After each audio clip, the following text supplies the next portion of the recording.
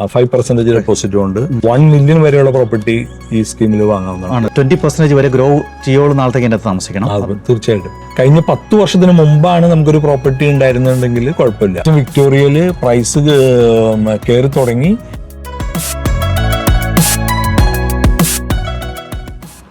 നമസ്കാരം, എല്ലാവർക്കും ജിൽസ് കിച്ചണിലേക്ക് സ്വാഗതം. നമ്മൾ ഓസ്ട്രേലിയയിൽ വന്നതിന് ശേഷം വീട് മേടിക്കുക എന്ന് പറഞ്ഞാൽ നമ്മുടെ ഏറ്റവും വലിയ സ്വപ്നം.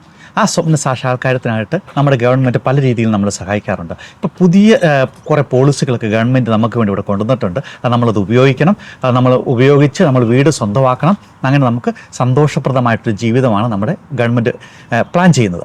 അപ്പോൾ അതിനോടൊത്ത് നമുക്ക് എങ്ങനെ അവർ തരുന്ന ഈ ഓഫറുകൾ എങ്ങനെ നമുക്ക് മാന്യമായിട്ട് ഉപയോഗിക്കാം, നമ്മുടെ വരുന്ന ജനറേഷനായിട്ട് നമുക്കത് ഉപകാരപ്രദമായ രീതിയിൽ നമുക്ക് വിനിയോഗിക്കാം എന്നതിനെക്കുറിച്ച് നമ്മൾ സംസാരിക്കുന്നത് നമ്മുടെ കൂടെ ഉള്ളത് ജോയി മാത്യു ആണ്. അദ്ദേഹം മോർഗേജ് ബ്രോക്കറായിട്ട് ഓസ്ട്രേലിയയിൽ വർക്ക് ചെയ്യുന്നു.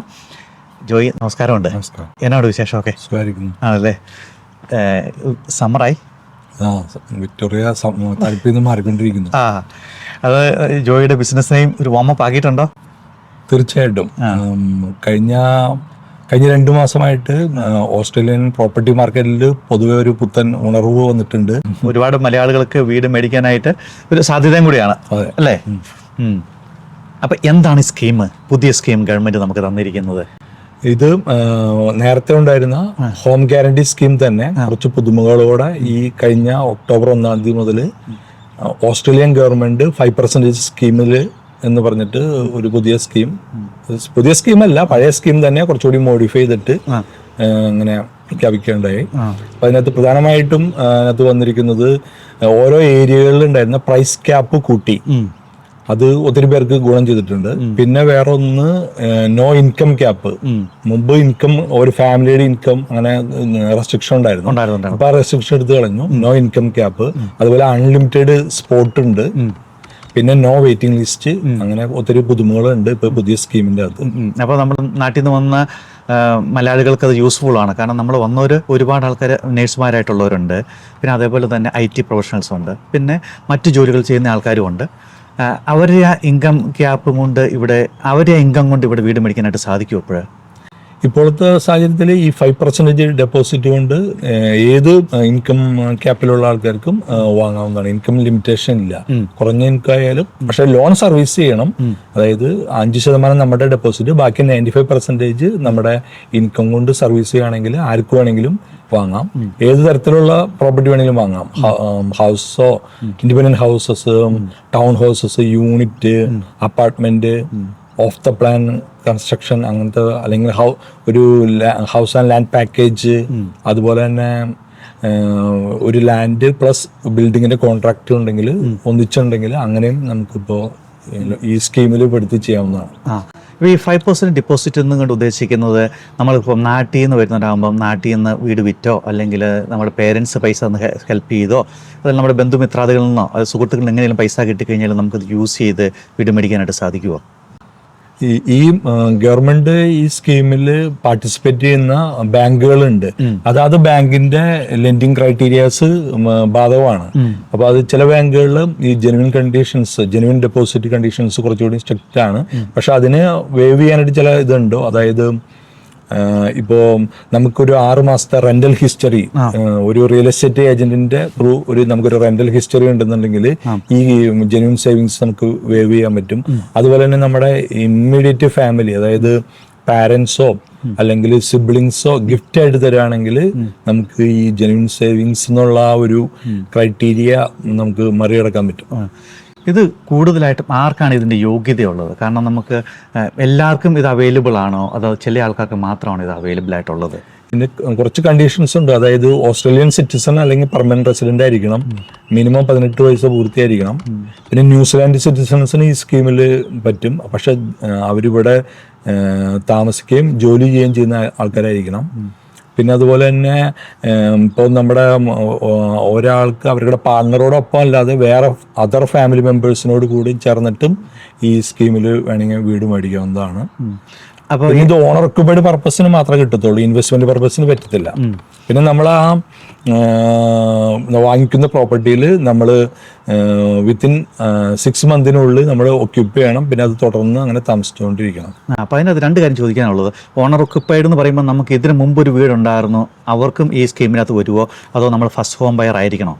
നമ്മൾ ഫസ്റ്റ് ഹോം ബയർ ആയിരിക്കണം. അതിനകത്ത് ഒരു എക്സെപ്ഷൻ ഉള്ളത്, കഴിഞ്ഞ 10 വർഷത്തിന് മുമ്പാണ് നമുക്കൊരു പ്രോപ്പർട്ടി ഉണ്ടായിരുന്നുണ്ടെങ്കിൽ കുഴപ്പമില്ല. കഴിഞ്ഞ 10 വർഷത്തിന് ഇപ്പുറം നമുക്ക് ഏതെങ്കിലും പ്രോപ്പർട്ടിയിൽ ഒരു ഇൻട്രസ്റ്റ് ആർക്കെങ്കിലും, ഇപ്പൊ ജോയിന്റ് ആപ്ലിക്കൻ്റ് അതിൽ ആർക്കെങ്കിലും ഒരാൾക്കെങ്കിലും ഉണ്ടായാൽ പോലും നമ്മൾ എലിജിബിലിറ്റി ക്രൈറ്റീരിയ മീറ്റ് ചെയ്യുന്നില്ല.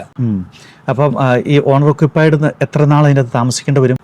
അതായത് ഇതൊരു ഗവൺമെന്റ് നമുക്ക് വേണ്ടിയിട്ട് സെക്യൂരിറ്റി നിൽക്കാനുള്ള ചെയ്യുന്നത്. നമ്മൾ 5% നമ്മുടെ ഡെപ്പോസിറ്റേ ഉള്ളൂ.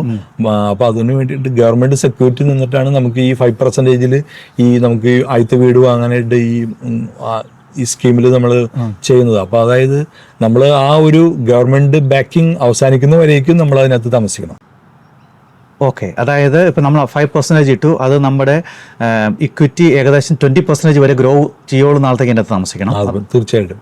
അപ്പോഴാണ് ഗവൺമെന്റിന്റെ ബാധ്യത മാറുള്ളൂ അല്ലേ, നമുക്ക് ഗവൺമെന്റിൻ്റെതായിട്ടുള്ള. അപ്പോൾ ഇതിനകത്ത് ഗവൺമെന്റിന് വേറെ ഷെയർ എന്തെങ്കിലും നമ്മൾ കൊടുക്കേണ്ടി വരുമോ, അതല്ലാതെ ഇതിന്റെ ഇക്വിറ്റി കയറി അല്ലെങ്കിൽ ഇതിന്റെ നമ്മളിപ്പം 5% മേടിച്ചു, ഇനി അത് നമ്മളത് വർക്ക് ചെയ്ത് അത് 20% ആക്കി കഴിഞ്ഞാലും അതിന് പ്രത്യേകിച്ച് ഗവൺമെന്റിന് ഓണർഷിപ്പ് ഒന്നുമില്ല. പക്ഷെ എന്നാലും നമുക്ക് ആ ഒരു ഗവൺമെന്റ് കമ്മിറ്റ്മെന്റ് ഉണ്ട് നമുക്ക് അവിടെ താമസിക്കണം എന്നുള്ളത് അല്ലേ. അതേപോലെ തന്നെ ഇപ്പൊ പറഞ്ഞില്ല, നമുക്ക് ഭാര്യ ഭർത്താവ് മാത്രമല്ല, മക്കളോട് കൂടി മാത്രമല്ല, പുറത്തുള്ള ആൾക്കാരുമായിട്ട് നമുക്ക് കൂടിച്ചേർന്ന് ഈ വീട് മേടിക്കാന്നുള്ള കാര്യം, ഫ്രണ്ടോ അല്ലെങ്കിൽ അതർ ഫാമിലി മെമ്പേഴ്സിനെയും ഇതിനകത്ത് ജോയിന്റ് ബോറോവർ ആക്കാവുന്നതാണ്. പക്ഷെ അതിനകത്ത് ചോദിക്കാനുള്ളത്, അപ്പോൾ അത് എല്ലാം ഇൻഡിവിജ്വൽ പേരിലാണോ മേടിക്കുന്നത്, അത് എന്തെങ്കിലും ഒരു കമ്പനി ട്രസ്റ്റ് എന്തെങ്കിലും ഫോം ചെയ്തിട്ട് അതിന്റെ പേരിലാണ് അത് മേടിക്കുന്നത്? കമ്പനി ട്രസ്റ്റ് അത് പറ്റില്ല, ഓൺലി ഇൻഡിവിജ്വൽ നെയിംസ് ആയിരിക്കണം മേടിക്കുന്നത്. കമ്പനി ട്രസ്റ്റ് ബോറോവർ ഈ ഒരു സ്കീമിൽ പറ്റത്തില്ല. അപ്പൊ ഇത് ഗവൺമെന്റ് ഇങ്ങനെ കൊണ്ടുവന്നെങ്കിലും എല്ലാ ബാങ്കുകാരും ഇതിന് ഒബ്ലിഗേഷൻ ഉണ്ടോ അവർക്കും ഇതിനകത്ത് ലോൺ തരാനായിട്ട്, അതോ ചില ബാങ്കുകൾ മാത്രം? ഈ സ്കീമിൽ പാർട്ടിസിപ്പേറ്റ് ചെയ്യുന്ന കുറെ ലെൻഡേഴ്സ് ഉണ്ട്. അത്തരം ലെൻഡേഴ്സിനെ നമ്മൾ അപ്രോച്ച് ചെയ്യണം. അല്ലെങ്കിൽ നിങ്ങൾക്ക് മോർഗേജ് ബ്രോക്കേഴ്സിന്റെ കൂടെ അന്വേഷിച്ചു കഴിഞ്ഞാൽ അവർ ആ ലെൻഡേഴ്സിനെ സെലക്ട് ചെയ്യും. പിന്നെ ഓരോ ലെൻഡിങ് ക്രൈറ്റീരിയാസ് എപ്പോഴും ആ പാർട്ടിസിപ്പേറ്റിംഗ് ലെൻഡർക്കുടെ ക്രൈറ്റീരിയ ആണ് നോക്കേണ്ടത്. അപ്പൊ അതായത് ചില ബാങ്കിൽ ബോറോയിങ് കപ്പാസിറ്റി കുറവായിരിക്കും, ചില ബാങ്കിൽ ബോറോയിങ് കപ്പാസിറ്റി കൂടുതലുണ്ട്, സെയിം ഇൻകം ഉള്ള ആൾക്കാർക്ക് പോലും. അപ്പൊ അത് എല്ലാം ഡിസൈഡ് ചെയ്യുന്നത് ഈ ബാങ്കിന്റെ പോളിസികളാണ് അതിനെ ബാധിക്കുന്ന കാര്യം. ഓരോ സ്റ്റേറ്റിലും ക്യാപ്പുകൾ വ്യത്യാസമാണ്. ക്യാപ്പുകൾ പണ്ടുണ്ടായിരുന്നൊക്കെ ഈ ഒക്ടോബർ 1 തുടങ്ങിയിട്ട് ക്യാപ്പുകൾ ഉയർത്തിയിട്ടുണ്ട്. അതായത് new south Wales capital city regional സെന്ററിൽ ഇപ്പോൾ 1.5 മില്യൺ ആണ്. അതർ മറ്റേ ന്യൂ സൗത്ത് വെയിൽസിന്റെ റീജിയണൽ ഏരിയകളിൽ 8 ലക്ഷമാണ്. വിക്ടോറിയയിൽ ഇപ്പോൾ ഉയർത്തിയിട്ട് 9.5 ലക്ഷമാണ് ഇപ്പോഴത്തെ ലിമിറ്റ്. റീജിയണൽ വിക്ടോറിയയിൽ 6.5 ലക്ഷം. ക്യൂൻസ്ലാൻഡിലാണ് വളരെ ഇതായിട്ട് ക്യാപ്പ് ഉയർത്തിയിരിക്കുന്നത്. ഇപ്പോൾ ബ്രിസ്ബെയിനിൽ അല്ലെങ്കിൽ സൺഷൈൻ കോസ്റ്റ്, ഗോൾഡ് കോസ്റ്റ് ഏരിയയിൽ 1 മില്യൺ വരെയുള്ള പ്രോപ്പർട്ടി ഈ സ്കീമിൽ വാങ്ങാവുന്നതാണ്. വെറും 5% ഡെപ്പോസിറ്റ് കൊണ്ട്. റീജിയണൽ ക്യൂൻസ്ലാൻഡിൽ 7 ലക്ഷം. പിന്നെ സൗത്ത് ഓസ്ട്രേലിയയിൽ 9 ലക്ഷം. റീജിയണൽ സൗത്ത് ഓസ്ട്രേലിയയിൽ 5 ലക്ഷം. ടാസ്മാനിയയിൽ 7 ലക്ഷം. റീജിയണൽ ടാസ്മാനിയയിൽ 5.5 ലക്ഷം. അങ്ങനെ അതുപോലെ തന്നെ ഇൻകം ക്യാപ്പ് എടുത്തു കളഞ്ഞത് വളരെ, അതായത് ചില ആൾക്കാർക്ക് ഒത്തിരി നല്ല ഇൻകം ഉണ്ട്, ഹസ്ബൻഡ് ആൻഡ് വൈഫ് നല്ല ഇൻകം ഉണ്ടെങ്കിലും സേവിങ്സ് കാര്യമായിട്ടില്ല. അപ്പൊ പണ്ടത്തെ സ്കീമിലായിരുന്നെങ്കിൽ അവര് താഴെപ്പെടായിരുന്നു. ഇപ്പൊ അതില്ല, അവർക്കും കൂടി ഈ സ്കീമിൽ ഇത് ചെയ്യാം, എലിജിബിൾ ആണ് അല്ലേ. പക്ഷെ ഇതിനകത്ത് പ്രശ്നം എവിടെയെന്ന് വെച്ച് കഴിഞ്ഞാൽ ഗവൺമെന്റ് 1 മില്യൺ 1.5 മില്യൺ എന്നൊക്കെ പറയും, പക്ഷെ നമുക്ക് സർവീസബിലിറ്റി കൂടെ വേണ്ടേ? സർവീസബിലിറ്റി വേണം. അതായത് ഈ 5% ഇട്ടിട്ട് ബാക്കി 95%നും സർവീസ് ചെയ്യണം. ഈ കഴിഞ്ഞ 2-3 വർഷങ്ങളായിട്ട് വിക്ടോറിയയിലെ മാർക്കറ്റ് കുറച്ച് സ്ലോ ആയിരുന്നു. ഈ ഇൻട്രസ്റ്റ് റേറ്റ് കുറെ കൂടാൻ തുടങ്ങിയപ്പോൾ ഇവിടുത്തെ മാർക്കറ്റ് ഒന്ന് സ്ലോ ആയി. അതുകൊണ്ട് ഇവിടെ ഈ 9.5 ഇപ്പോഴും നല്ലൊരു വീട് മെൽബൺ ഏരിയയിൽ പോലും വാങ്ങാവുന്നതാണ്. ആ സമയം കഴിഞ്ഞ വർഷങ്ങളിൽ ബ്രിസ്ബെയിനിൽ പ്രൈസ് ഒത്തിരി കൂടിപ്പോയി. അപ്പൊ ഇപ്പൊ 1 മില്യന് അവിടെ അധികം വലിയ പ്രോപ്പർട്ടി ഒന്നും അച്ചീവ് ചെയ്യാൻ പറ്റത്തില്ല. അതിന്റെ അർത്ഥം വിക്ടോറിയയിൽ ഒരു കറക്ഷൻ നടന്നെന്നാണ് പറയുന്നത്. വിക്ടോറിയ മാർക്കറ്റിലേക്ക് ഇപ്പോ ഇപ്പൊ 2-3 പ്രാവശ്യം ഇപ്പൊ റേറ്റ് കട്ട് വന്നു. പിന്നെ ഇപ്പൊ നോക്കുമ്പോൾ വിക്ടോറിയയിലാണ് പ്രൈസ് സിമിലർ വീടുകൾക്ക് കുറവായിട്ട് നിൽക്കുന്നത്. അതുകൊണ്ട് ഇപ്പോ ഇവിടുത്തെ ലോക്കൽ ഇൻവെസ്റ്റേഴ്സും അതർ സ്റ്റേറ്റിൽ നിന്നുള്ള ഇൻവെസ്റ്റേഴ്സും എല്ലാം ഇപ്പൊ വിക്ടോറിയയിലേക്ക് വാങ്ങാൻ തുടങ്ങി. അതുകൊണ്ട് വിക്ടോറിയ മാർക്കറ്റിൽ ഓൾറെഡി ഇപ്പൊ ഒരു മൂവ്മെന്റ് ഉണ്ട്. അപ്പൊ അതുകൊണ്ട് ഫസ്റ്റ് ഹോം ബയേഴ്സ് വീട് വാങ്ങാൻ ആഗ്രഹിക്കുന്ന ആൾക്കാർ ഈ ഉടനെ തന്നെ മാർക്കറ്റിലേക്ക് വന്ന് ഇപ്പൊ തന്നെ വാങ്ങണം എന്നുള്ളതാണ് എനിക്ക് പറയാനുള്ളത്. അല്ലെന്നുണ്ടെങ്കിൽ ചിലപ്പോൾ നമ്മൾ ആലോചിച്ച് നിൽക്കുന്തോറും പ്രൈസ് പെട്ടെന്ന് കയറി പോകാൻ ചാൻസ് ഉണ്ട്. അപ്പോൾ വിക്ടോറിയയിൽ മേടിക്കുവാണെങ്കിൽ ഏതൊക്കെ ഏരിയകളിലാണ് മിക്കവാറും മേടിക്കാൻ സാധ്യതയായിട്ട് നിങ്ങൾ കാണുന്നത്? വിക്ടോറിയയിലെ എല്ലാ ഭാഗത്തും ഇപ്പോൾ പ്രൈസ് ഗ്രോത്ത് കാണിച്ചു തുടങ്ങി. പ്രധാനമായിട്ട് റീജിയണൽ ടൗൺ ഏരിയകളിൽ, പിന്നെ വിക്ടോറിയയുടെ തന്നെ മെൽബണിന്റെ ചില ഏരിയകളിൽ, അതായത് പ്രൈസ് കുറവായിട്ട് നിൽക്കുന്ന ഏരിയകളിലാണ് ഇപ്പൊ പെട്ടെന്ന് വന്നിട്ടുള്ളത്, പ്രൈസ് കൂടിയിട്ടുള്ളത്. പക്ഷെ ഗ്രാജുവലി ഇനിയും റേറ്റ് കട്ട് വരുവാണെങ്കിൽ ഗ്രാജുവലി എല്ലായിടത്തും ഈ പ്രൈസ് ഗ്രോത്ത് കാണിക്കും. നമ്മൾ ഒരു ഫിനാൻഷ്യൽ അഡ്വൈസേഴ്സ് അല്ല, അപ്പോൾ അതുകൊണ്ട് നിങ്ങൾ തീർച്ചയായിട്ടും ഇതൊരു ജനറൽ ഇൻഫർമേഷൻ മാത്രമാണ്. നിങ്ങൾ തീരുമാനം എടുക്കുന്നതിന് മുമ്പ് തീർച്ചയായിട്ടും ഒരു ഫിനാൻഷ്യൽ അഡ്വൈസറിൽ നിന്നോ അതോ ഇതുമായിട്ട് ബന്ധപ്പെട്ട് ലൈസൻസ്ഡ് ആയിട്ടുള്ള ആൾക്കാരുമായിട്ട് ഡിസ്കസ് ചെയ്തതിന് ശേഷം മാത്രമേ തീരുമാനം എടുക്കാൻ പാടുള്ളൂ. നമ്മൾ ജനറൽ ഇൻഫർമേഷൻ ഇപ്പം വിക്ടോറിയ ഗവൺമെൻറ്റും അതേപോലെ തന്നെ ഓസ്ട്രേലിയൻ ഗവൺമെൻറ്റും തരുന്ന സ്കീമുകളെക്കുറിച്ച് നമ്മൾ പരിചയപ്പെടുത്തുന്നു. അതിൻ്റെ സാഹചര്യം നമ്മൾ തീർച്ചയായിട്ടും ഉപയോഗിക്കണം. ഇത് ഇൻവെസ്റ്റേഴ്സിന് ഗുണമില്ലെന്ന് പറഞ്ഞല്ലോ, പക്ഷെ ഇൻവെസ്റ്റേഴ്സിന് എന്തെങ്കിലും സ്പെഷ്യൽ ഓഫറുകൾ എന്തെങ്കിലും പല ബാങ്കുകൾ ഇപ്പോൾ കൊടുക്കാറുണ്ടോ? ഇപ്പൊ ഇത് കൂടാതെ തന്നെ വേണമെങ്കിൽ ഓൾറെഡി ഇപ്പൊ മെഡിക്കൽ പ്രൊഫഷണൽസ്, അതായത് നഴ്സസ്, ഡോക്ടേഴ്സിനൊക്കെ ഓൾറെഡി LMI വേവർ ഉണ്ടായിരുന്നു. അത് ആ സ്കീം ഓണർ ഒക്യുപ്പൈഡ് പർച്ചേസിനും അതുപോലെ തന്നെ ഇൻവെസ്റ്റ്മെന്റ് പർച്ചേസിനും പറ്റുമായിരുന്നു. ഇപ്പൊ നഴ്സസിന് ചില ബാങ്കുകൾ 10% ഡെപ്പോസിറ്റ് നോ LMI സ്കീമിൽ കൊടുക്കുന്നുണ്ട്. അത് രണ്ടിനും ഉപയോഗിക്കാം, അതായത് ഓണർ ഒക്യുപ്പൈഡിനും അതുപോലെ തന്നെ ഇൻവെസ്റ്റ്മെന്റിനും അത് ആ ഒരു സ്കീം ഉണ്ടായിരുന്നു. പിന്നെ ഡോക്ടേഴ്സിന് വെറും 5% ഉള്ളൂ, അവർക്കും LMI കൊടുക്കണ്ടായിരുന്നു. അതുപോലെ വേറെ ചില പ്രൊഫഷൻസ് ഉണ്ട്, അക്കൗണ്ടൻസ്, സോളിസിറ്റേഴ്സ്, അങ്ങനെയുള്ള പ്രൊഫഷൻസിനൊക്കെ ഈ പറയുന്ന LMI വേവർ ഉണ്ട്. ഇതിലൂടെ സ്റ്റാമ്പ് ഡ്യൂട്ടിയുടെ എക്സെപ്ഷൻസ് സ്റ്റാമ്പ് ഡ്യൂട്ടി ഉണ്ട്. ഇപ്പൊ ഫസ്റ്റ് ഹോം ബയേഴ്സിന് ഇപ്പൊ നമ്മൾ ഈ പറയുന്ന 5% സ്കീം ഉപയോഗിക്കുന്നതോടൊപ്പം തന്നെ അവർക്ക് സ്റ്റാമ്പ് ഡ്യൂട്ടി ബെനിഫിറ്റ് വരും. അപ്പൊ അത് ഓരോ സ്റ്റേറ്റ് വൈസ് വ്യത്യാസമുണ്ട്. ആ സ്റ്റാമ്പ് ഡ്യൂട്ടി എക്സംഷൻ അല്ലെങ്കിൽ അതിന്റെ ഒരു റിലാക്സേഷൻ ഉണ്ട്, അതൊരു സർട്ടൻ റേഞ്ചിലാണ് വരുന്നത്. ഇപ്പോൾ വിക്ടോറിയയിലാണെങ്കിൽ ഫുൾ എക്സംഷൻ വരുന്നത് 6 ലക്ഷം വരെയുള്ള പർച്ചേസുകൾക്കാണ്. ഫസ്റ്റ് ഹോം ബയറിന് 6 ലക്ഷം വരെ ഇതില്ല. പിന്നെ 6 തുടങ്ങി 7.5 ലക്ഷം വരെ ഒരു സ്ലൈഡിംഗ് റേറ്റിലാണ് സ്റ്റാമ്പ് ഡ്യൂട്ടി വരുന്നത്. ന്യൂ സൗത്ത് വെയിൽസിലാണെങ്കിൽ 8 ലക്ഷം വരെ ഫുൾ എക്സംഷൻ ആണ്. പിന്നെ 8 ലക്ഷം തുടങ്ങി 10 ലക്ഷം വരെ അതിൻ്റെ ഒരു കൺസെഷൻ ഉണ്ട്. ക്യൂൻസ്ലാൻഡിലാണ് വമ്പൻ ഓഫറുകളുള്ളത്. അതായത് ഒരു എസ്റ്റാബ്ലിഷ്ഡ് ഹോം ആണെങ്കിൽ 7 ലക്ഷം വരെ സ്റ്റാമ്പ് ഡ്യൂട്ടി ഒഴിവാക്കിയിട്ടുണ്ട്. പിന്നെ പുതിയ വീട് അല്ലെങ്കിൽ വേക്കൻ ലാൻഡ് ആണെങ്കിൽ എത്ര പ്രൈസ് ആയാലും ഈ ഇത് ഒഴിവാക്കിയിട്ടുണ്ട്, സ്റ്റാമ്പ് ഡ്യൂട്ടി ഒഴിവാക്കിയിട്ടുണ്ട്. പിന്നെ സ്റ്റാമ്പ് ഡ്യൂട്ടി ഒഴിവാക്കിയിട്ടുണ്ട്. അങ്ങനെ ഓരോ സ്റ്റേറ്റിലും ഓരോ കണ്ടീഷൻസ് ആണ്. അപ്പൊ അത് നമ്മൾ നോക്കിയിട്ട് ആ ഒരു ബെനിഫിറ്റും പിന്നെ നമ്മുടെ ഈ 5% സ്കീമും ഇതെല്ലാം കൂടി പിന്നെ ഫസ്റ്റ് ഹോം ഓണേഴ്സ് ഗ്രാൻഡ് ഉണ്ട്, അതും ഓരോ സ്റ്റേറ്റിൽ വ്യത്യാസമുണ്ട്. വിക്ടോറിയയില് $10,000 പുതിയ വീട് വെക്കുന്ന ആൾക്കാർക്ക്, അല്ലെങ്കിൽ പുതിയ വീട് വാങ്ങുകയോ അതോ പുതിയ വീട് പണിയുകയും ചെയ്യുകയാണെന്നുണ്ടെങ്കിൽ $10,000 വിക്ടോറിയയിൽ ഗ്രാൻഡ് ഉണ്ട്. ന്യൂ സൗത്ത് വെയിൽസിൽ $10,000 ആണ്. ക്യൂൻസ്ലാൻഡിൽ 30,000 ഉണ്ട്. അതായത് പക്ഷെ അവരുടെ ഹൗസ് ആൻഡ് ലാൻഡ് ആ ടോട്ടൽ കമ്പൈൻഡ് വാല്യൂ 7.5 ലക്ഷത്തിൽ നിർത്തണം. അങ്ങനെയാണെങ്കിൽ $30,000 ഫസ്റ്റ് ഹോം ഓണേഴ്സ് ഗ്രാൻഡ് ഉണ്ട്. അതുപോലെ ടാസ്മാനിയയിലുണ്ട് $30,000 ഫസ്റ്റ് ഹോം ഓണേഴ്സ് ഗ്രാൻഡ് ഉണ്ട്. അങ്ങനെ ഓരോ സ്റ്റേറ്റിലും അതാത് റവന്യൂ ഡിപ്പാർട്ട്മെന്റിൽ നിന്നാണ് ആ ഓഫർ വരുന്നത്. അപ്പൊ നമ്മൾ ഈ 5% സ്കീം ഉപയോഗിക്കുമ്പോൾ അതോടുമായിട്ട് കമ്പൈൻ ചെയ്തിട്ട് ഈ സ്റ്റാമ്പ് ഡ്യൂട്ടി ബെനിഫിറ്റും അതുപോലെ ഈ ഫസ്റ്റ് ഹോം ഓണേഴ്സ് ഗ്രാൻഡ് അങ്ങനത്തെ ഒരു ബെനിഫിറ്റ് എടുക്കുകയാണെങ്കിൽ വാങ്ങുന്ന ആൾക്കാർക്ക് നല്ലൊരു സേവിങ്സ് ഉണ്ടാവുന്നുണ്ട്. നല്ല സേവിങ്സ് നല്ല സേവിങ്സ് വെച്ചാൽ ഒരു 50,000 60,000 $1 ലക്ഷം ഒക്കെ വരെ സേവിങ്സ് എന്ന് വെച്ച് കഴിഞ്ഞാൽ ഒരു 5 കൊല്ലം പണിതാലും ഉണ്ടാക്കാൻ പറ്റിയ പൈസയാ അല്ലേ? അത് ശരിക്കും ടാക്സ് പേഴ്സിന്റെ മണി തന്നെയാണ്.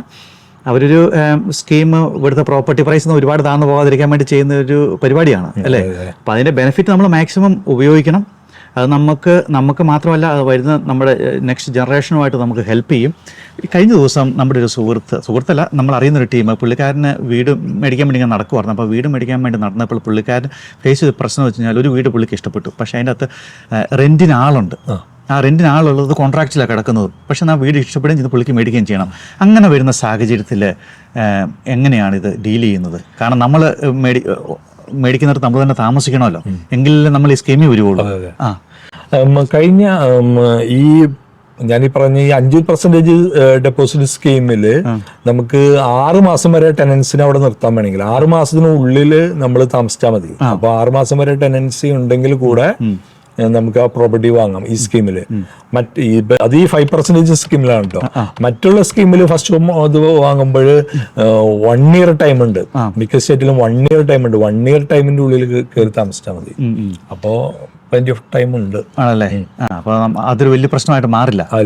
കാരണം ചില ആൾക്കാർക്ക് ഒരു പേടിയുണ്ട്, നമ്മൾ വീട് മേടിച്ചതിന് ശേഷം ഇവർ ഇറങ്ങി തന്നില്ലെങ്കിൽ നമ്മൾ എങ്ങനെ താമസിക്കും, അതിനുശേഷം ഉള്ള കേസുകളും കാര്യങ്ങളും. കഴിഞ്ഞ ദിവസം വേറൊരു ടീമും കൂടെ പറഞ്ഞത്, ടീം എന്നല്ല കേട്ടോ, നമ്മൾ അറിയുന്ന ടീം പറഞ്ഞു, അവർക്കും വീട് പലപ്പോഴും നമുക്ക് വീട് ബാർഗെയിനിൽ കിട്ടുന്ന ചില കേസുകളുള്ളത്, ചില ഡൈവോഴ്സ് കേസുകൾ, അല്ലെങ്കിൽ വേറെ എന്തെങ്കിലുമായിട്ട് ബന്ധപ്പെട്ട് ഓണർഷിപ്പ് ട്രാൻസ്ഫർ ചെയ്യുന്നതിലുള്ള ബുദ്ധിമുട്ടുകൾ, വില്ലുകളില്ലാത്തതും മറ്റുമൊക്കെയാണ് പലപ്പോഴും നമുക്കൊരു ബാർഗെയിനിൽ കിട്ടുന്നത്. അങ്ങനെ വരുന്ന കേസുകൾക്ക് ഈ മേടിക്കുന്ന ആൾക്കാർ ഒരുപാട് പ്രശ്നങ്ങൾ വരാറുണ്ടോ? അതോ ലീഗലായിട്ട് അഡ്വൈസ് എടുത്തു കഴിഞ്ഞാൽ വലിയ കുഴപ്പമില്ലാതെ നമുക്കൊരു ബാർഗെയിൻ പ്രൈസിൽ മേടിക്കാനായിട്ട് സാധിക്കുമോ? നമ്മളെപ്പോഴും പ്രോപ്പർട്ടി വാങ്ങുമ്പോൾ ഒരു കോൺട്രാക്ട് സൈൻ ചെയ്യുന്നതിന് മുമ്പ് നമ്മൾ വായിച്ചു നോക്കണം. അതോടൊപ്പം തന്നെ നമുക്കൊരു കൺവെൻസറോ സോളിസിറ്ററോ ഉണ്ടെങ്കിൽ ഈ കോൺട്രാക്ട് സൈൻ ചെയ്യുന്നതിന് മുമ്പ് അതൊന്ന് വായിപ്പിച്ച് അതിനകത്ത് എന്തെങ്കിലുമൊക്കെ ഇങ്ങനത്തെ പ്രശ്നങ്ങൾ ഉണ്ടോ എന്നുള്ളത് നമ്മൾ ഒന്ന് വായിച്ച് ബോധ്യപ്പെട്ടിട്ട് കോൺട്രാക്ട് സൈൻ ചെയ്യുന്നതായിരിക്കും നല്ലത്, ഭാവിയിലുള്ള പ്രശ്നങ്ങൾ ഒഴിവാക്കാനായിട്ട്. നമ്മൾ വീടുകൾ മേടിക്കുമ്പോൾ ഏത് സമയത്താണ് ഇൻഷുറൻസ് എടുക്കണ്ടേ? ഇൻഷുറൻസ് എടുക്കേണ്ടത് ഇപ്പോൾ അത് വിക്ടോറിയയിലാണെങ്കിൽ ബാങ്കിനെ സംബന്ധിച്ച് നമ്മുടെ സെറ്റിൽമെന്റ് ഡേ തുടങ്ങി മതി ഇത്.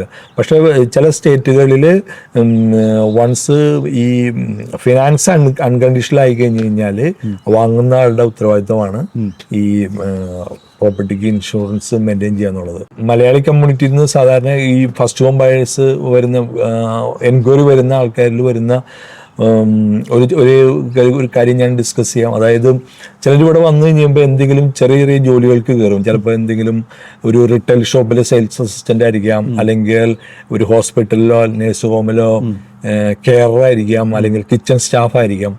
അപ്പൊ അവർക്ക് ചിലപ്പോൾ ആ ജോലിയോട് അത്ര താല്പര്യം കാണത്തില്ല. അവർക്കുടെ പാഷൻ ചിലപ്പോൾ വേറെ എന്തെങ്കിലും ആയിരിക്കാം. ചിലപ്പോൾ അവര് നാട്ടിലോ ഗൾഫിലോ ഒക്കെ ട്രക്ക് ഡ്രൈവറായിട്ടോ അങ്ങനെ എന്തെങ്കിലുമൊക്കെ ജോലികൾ ചെയ്തിട്ടുള്ള ആൾക്കാർക്ക് ആ ഒരു ജോലിയോടൊരു പാഷൻ വെച്ചിട്ട് അവർക്ക് വീട് വാങ്ങണമെന്ന് ആഗ്രഹമുണ്ട്.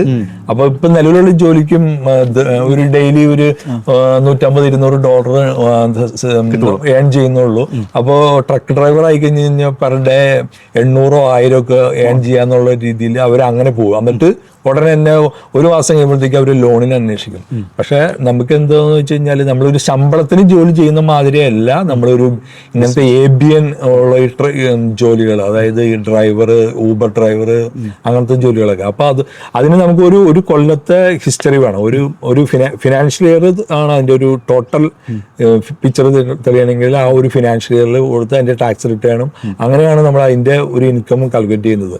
ശമ്പള ജോലിയാണെങ്കിൽ നമുക്ക് ചില ജോലികൾ നമുക്ക് ഒരു പെർമനന്റ് കോൺട്രാക്ട് ഉണ്ടെങ്കിൽ പോലും നമുക്ക് ലോൺ കിട്ടാനായിട്ട് മതി. പേ സ്ലിപ്പ് പിന്നീട് കൊടുത്താൽ മതി. പേ സ്ലിപ്പ് പോലും കിട്ടുന്നു, ജസ്റ്റ് ജോബ് കോൺട്രാക്ട് വെച്ച് പോലും നമുക്ക് ലോൺ കിട്ടും. അതുപോലെ നമുക്ക് മറ്റേ ഇത് കിട്ടുന്നത്. അപ്പൊ നമുക്ക് ഫസ്റ്റ് ഹോം അങ്ങനത്തെ ഒരു സ്വപ്നം നമ്മുടെ ഉണ്ടെങ്കിൽ നമ്മൾ പെട്ടെന്ന് അതിന്റെ ഒരു ഇത് തീരുമാനമായി അതൊന്ന് വാങ്ങിച്ചു കഴിഞ്ഞതിന് ശേഷം മാത്രം ഇതുപോലുള്ള നമ്മൾ അവനവന്റെ പാഷനിലുള്ള ജോലികളിലേക്ക് പോവുക.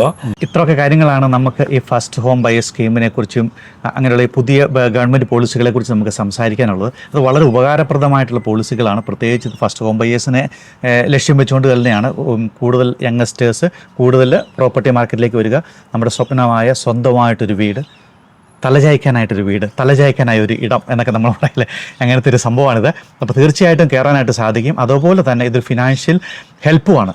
ഇപ്പോഴത്തെ പ്രോപ്പർട്ടിയുടെ ഒരു വിലയല്ല 1 മാസം 2 മാസം അല്ലെങ്കിൽ 5 മാസം കഴിയുമ്പോൾ ഇവിടെ സംഭവിക്കാറുള്ളത്. ഓൾറെഡി പ്രോപ്പർട്ടിക്ക് ഒരു വില കയറി തുടങ്ങിയെന്നാണ് ഇപ്പം തന്നെ റിപ്പോർട്ടുകളൊക്കെ പറയുന്നത്. അതെ, ഈ സ്കീം ഇംപ്ലിമെന്റ് ചെയ്തോടുകൂടി ഇപ്പൊ ഈ പുതിയ സ്കീം ഒക്ടോബർ 1 വന്നതിന് ശേഷം തന്നെ എനിക്ക് തോന്നുന്നത് ഓൾ ഓസ്ട്രേലിയ 1% കയറിയിട്ടുണ്ട്. കിട്ടുന്നുണ്ട്. അപ്പം അതുകൊണ്ട് നമ്മൾ ഒരുപാട് താമസിക്കേണ്ട. പക്ഷേ എന്നും പറഞ്ഞാൽ നമ്മൾ എവിടെയെങ്കിലും കൊണ്ടുപോയി പൈസ ഇട്ട് കഴിഞ്ഞാൽ വില കൂടുന്നില്ല കേട്ടോ. ചിലപ്പോൾ എവിടെയെങ്കിലും പോയി ചുമ്മാ ഒരു യൂണിറ്റ് മേടിച്ച് കഴിഞ്ഞാലൊന്നും വില കയറില്ല. അത് കറക്റ്റായിട്ട് അന്വേഷിച്ച് പഠിച്ചതിന് ശേഷം മാത്രമേ നമ്മൾ വീട് മേടിക്കാവുള്ളൂ. അപ്പോൾ ഇങ്ങനെയുള്ള കാര്യങ്ങളെക്കുറിച്ചൊക്കെ സംസാരിക്കാനായിട്ട് ജോയിയെ വിളിക്കാം. മോർഗേജുമായിട്ട് ബന്ധപ്പെട്ട് ഏത് കാര്യങ്ങളും ജോയിയോട് വിളിച്ച് സംസാരിക്കാവുന്നതാണ്. നമ്മൾ പൊതുവേ കാണുമ്പോൾ അങ്ങനെ പ്രശ്നങ്ങളൊന്നും ഇല്ലെങ്കിലും നമ്മൾ ഇതിനായിട്ട് അടുത്ത് കഴിയുമ്പോഴാണ് നമുക്ക് ഒരുപാട് പ്രശ്നങ്ങളുണ്ടെന്ന് മനസ്സിലാകുന്നത്. അല്ലെങ്കിൽ നമ്മളിടുന്ന രീതി ശരിയല്ല, അതുകൊണ്ട് നമ്മളെ അടുത്ത് ബാങ്കുകാർ പലപ്പോഴും നോയൊക്കെ പറഞ്ഞു നിൽക്കും. അപ്പോൾ ഇവരെന്ന് പറഞ്ഞാൽ വളരെ പ്രൊഫഷണലായിട്ട് വളരെയധികം ബാങ്കുകാരുമായിട്ട് കണക്ഷൻ ഉള്ളതാണ്. പല പല എന്താ പ്രൊഡക്ട്സ് ഉള്ള ആൾക്കാരാണ്. അപ്പോൾ തീർച്ചയായിട്ടും ജോയിയെ പോലെയുള്ള വിളിക്കുക. ജോയിയുടെ ഫോൺ നമ്പറും കാര്യങ്ങളെല്ലാം നമ്മൾ ഉത്തരം കൊടുക്കുന്നതാണ്. അപ്പോൾ ജോയ്, ഇത്രയൊക്കെയാണ് എനിക്ക് പറയാനുള്ളത്. നീ ജോയ് കൺക്ലൂഡ് ചെയ്തു. ഓസ്ട്രേലിയയിൽ ഫസ്റ്റ് ഹോം വാങ്ങാൻ ആഗ്രഹിക്കുന്ന ആൾക്കാർക്ക് ഇതൊരു സുവർണ അവസരമാണ്. അപ്പോൾ എല്ലാവർക്കും നല്ലൊരു ദിവസം ആശംസിക്കുന്നു. അതേപോലെ തന്നെ നിങ്ങൾക്ക് ഒരു അടിപൊളിയായിട്ടൊരു വീട് കിട്ടട്ടെ. ആ വീട്ടിൽ നിങ്ങൾക്ക് സന്തോഷത്തോടും സമാധാനത്തോടും കൂടി ജീവിക്കാനായിട്ട് ദൈവം നിങ്ങളെ അനുഗ്രഹിക്കട്ടെ. Thank you. നമസ്കാരം.